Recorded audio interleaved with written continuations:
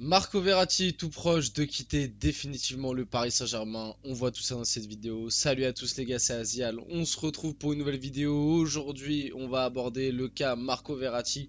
Un cas qui, dans la communauté parisienne et même dans le monde du foot en général, dans la communauté football, a fait énormément débat durant tout le mercato, même durant l'année précédente. Est-ce que c'était la fin? Est-ce qu'il fallait absolument le dégager? Est-ce que les supporters parisiens et la direction parisienne a eu un comportement un petit peu injuste envers Marco Verratti? On va essayer de répondre à tout ça dans cette vidéo. On va retracer aussi un petit peu l'actu, notamment le futur club de Marco Verratti qui sera probablement au Qatar.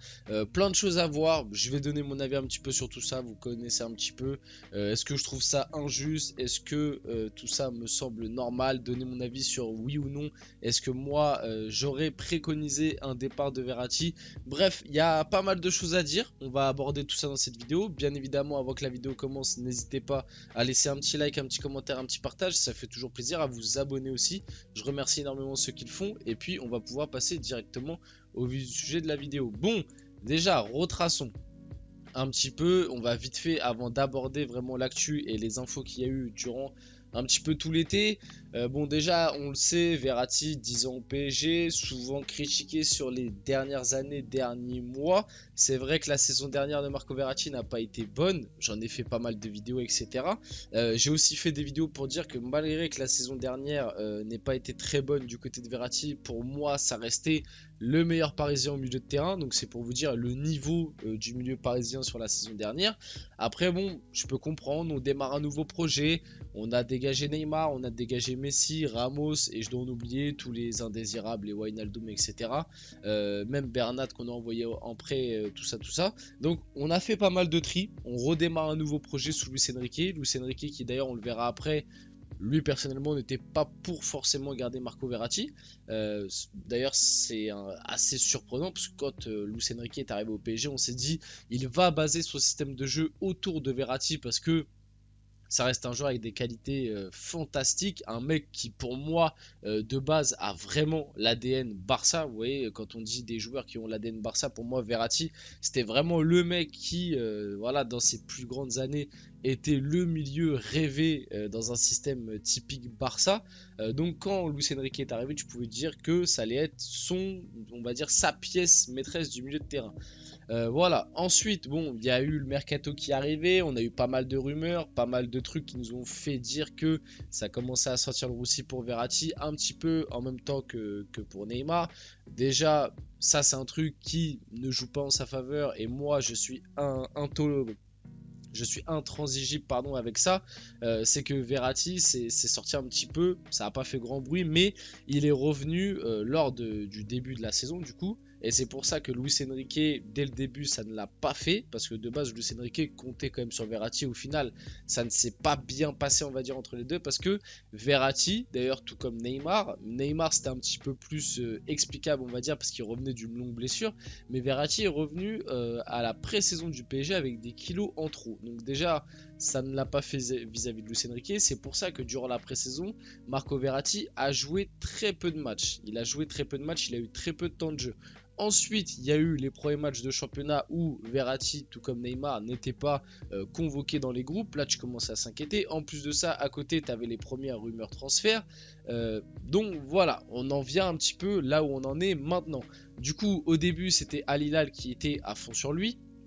Al Hilal qui est d'ailleurs le club qui a pris Neymar. Donc bon, voilà. Le PSG a refusé deux offres d'Al Hilal pour Marco Verratti de 30 et 45 millions. Depuis, le club saoudien n'a pas formulé de nouvelle offre. Donc à ce moment-là, on pouvait se dire, bon, il n'y a pas de nouvelle offre, il n'y a pas de gros club européen intéressé. D'ailleurs, ça aussi, je trouve que c'est quand même un indicateur assez fort, quoi, parce que Verratti il est pas cramé comme Neymar. C'était plus explicable. Je trouve qu'aucun gros club européen, et encore que le Barça était intéressé, c'est juste qu'il n'avait pas l'argent. Mais Neymar c'était plus explicable parce que le PSG, voilà, c'était quand même 100 millions de la part de l'Arabie Saoudite, ce qui est une somme absolument folle. Moi, pour rappel, j'avais fait une vidéo où j'avais dit Neymar, j'accepterais de le vendre si on arrive à le vendre 80 millions. Moi, je pense que c'était un prix bien. On a réussi à le vendre 100, les gars. Franchement, l'offre pour Neymar était irrefusable, faut se dire la vérité. Maintenant, Verratti, c'est très différent. Il a 30 ans, 31 ans. il n'a pas le salaire qu'a un Neymar. Et surtout, le PSG ne demande pas du tout le même prix. Là, vous voyez, ça a refusé 30 et 45 millions. Mais à l'Arabie, du coup, le club qatari qui souhaite avoir Marco Verratti et qui l'aura sûrement parce que c'est quasiment fait. Il y a même eu le Here We Go de Fabrizio Romano.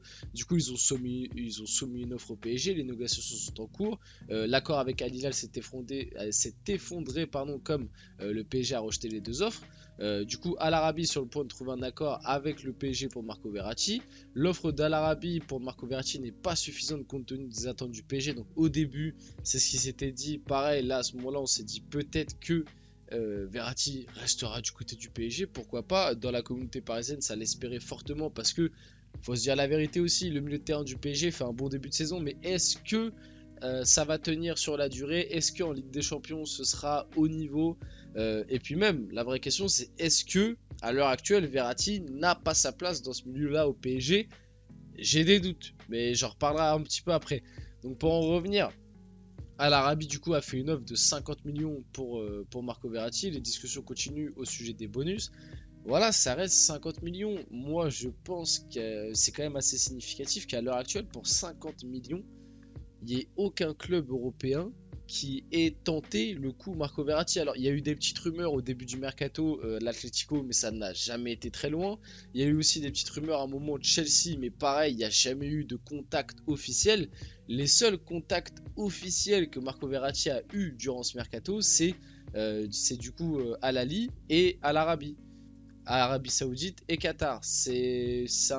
Voilà, c'est révélateur et c'est assez triste. Après, ça révèle aussi qu'au PSG, les salaires sont beaucoup trop élevés et que du coup, les autres clubs européens ne peuvent pas venir chercher les joueurs.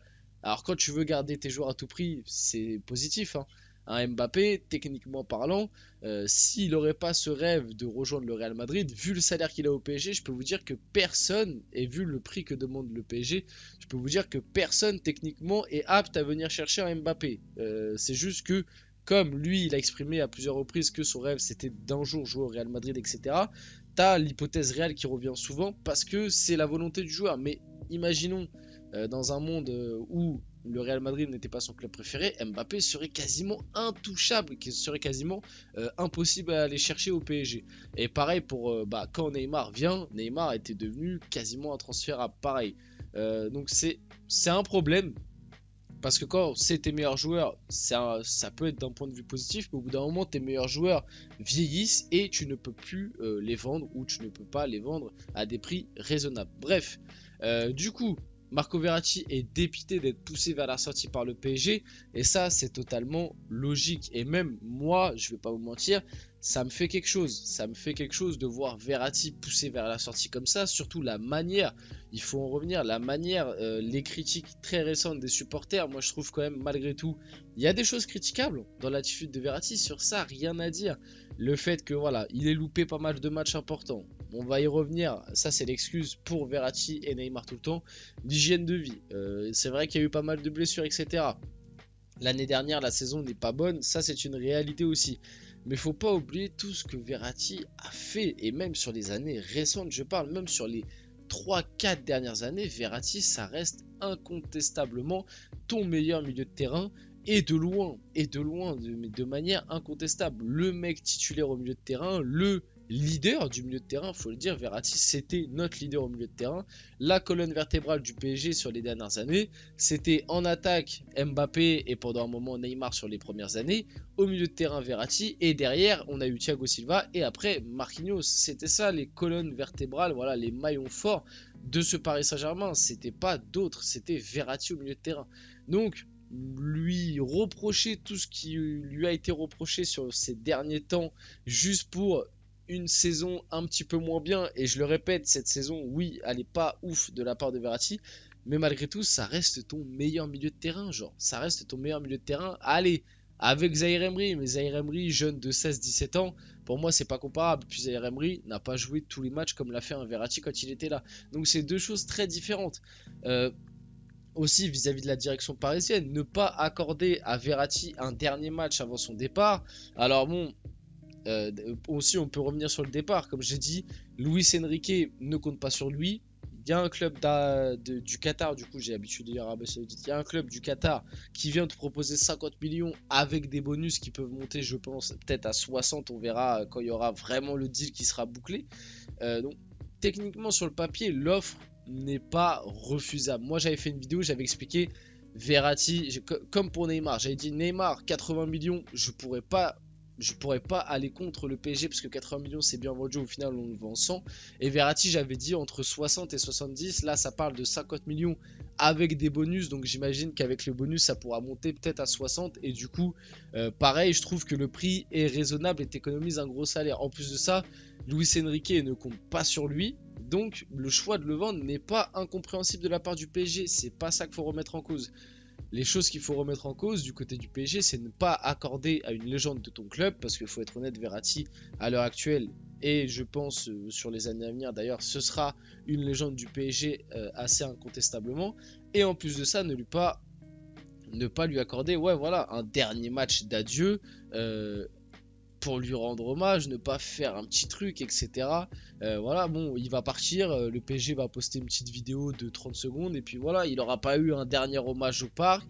Vis-à-vis des supporters, comment ça s'est fini, je trouve ça triste. Le mec a fait 10 ans au club, et sur ces derniers mois, il a fait que de se faire insulter, etc.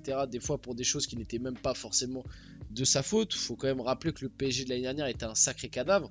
Bref, toute cette situation, je la trouve assez triste, je vous dis la vérité, limite injuste. Pas injuste de le faire partir, ça c'est somme toute logique, même si pour moi le PSG aurait peut-être dû recruter un autre milieu de terrain, parce que là le milieu de terrain est quand même assez léger pour la Ligue des Champions, je parle, en Ligue 1 ça fera le taf. Pour la Ligue des Champions, à l'heure actuelle, je suis encore assez pessimiste et assez injuste de ne pas lui accorder une dernière danse, entre guillemets. Donc Marco Verratti va quitter le PSG sauf retournement de situation. L'Italien a un accord avec Al Arabi. Verratti est à Doha, ça c'est une information qui est sortie aujourd'hui, donc il serait arrivé au Qatar sûrement pour signer son contrat. On va avoir l'officialisation dans très peu de temps, je pense, peut-être demain ou peut-être même ce soir, on verra. Les départs de Marco Verratti et Draxler qui lui aussi d'ailleurs devrait rejoindre un club au Qatar, devrait rapporter entre 60 et 65 millions d'euros. Draxler ce serait autour de 10-15 millions. Donc ça remplit bien les caisses du PSG, en plus t'économises des gros salaires, sur ça c'est cool. Luis Enrique a évoqué du coup ce que je vous expliquais tout à l'heure, Marco Verratti et ses dérives, oui, et lui aurait dit avec moi tu ne joueras jamais, donc c'est assez compréhensible que le club veuille le vendre. Marco Verratti, ça c'est un petit peu le clou du spectacle, et ce qui officialise un peu son départ.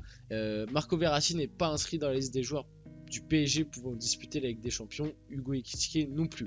D'ailleurs, le cas Hugo Ekitike, j'arrête pas de le dire, mais j'en ferai une vidéo parce que moi je trouve que autour de ce cas, il y a une grosse hypocrisie, notamment de la part de la direction aussi, mais notamment de la part des supporters. Je trouve ça assez chaud. J'en ferai une vidéo, j'en parlerai. Moi, je trouve que Hugo Ekitike, honnêtement, il se prend une vague de haine assez extraordinaire pour vraiment pas grand chose. Et j'ai des choses à dire sur ce cas. Enfin bref, on arrive tranquillement sur la fin de cette vidéo. Voilà le cas Marco Verratti. Ah non, ça soit la fin pour Verratti au PSG. Quel est le meilleur souvenir que vous retenez de lui? N'hésitez pas à me dire, vous dans les commentaires, qu'est-ce que vous retenez comme souvenir de Verratti au PSG. Honnêtement, j'en ai pas mal. C'est vrai que j'ai pas une performance comme ça qui me marque. Moi, les matchs de Verratti qui m'ont marqué, il y a le match au Barça. Il y a le match, c'était face à Liverpool, où il avait éteint le milieu de Liverpool à lui tout seul. Le match face au Real Madrid, là, quand on gagne 1-0 l'année dernière. Enfin, il y a 2 ans, maintenant, en 2021, quand Mbappé marque à la toute fin et tout.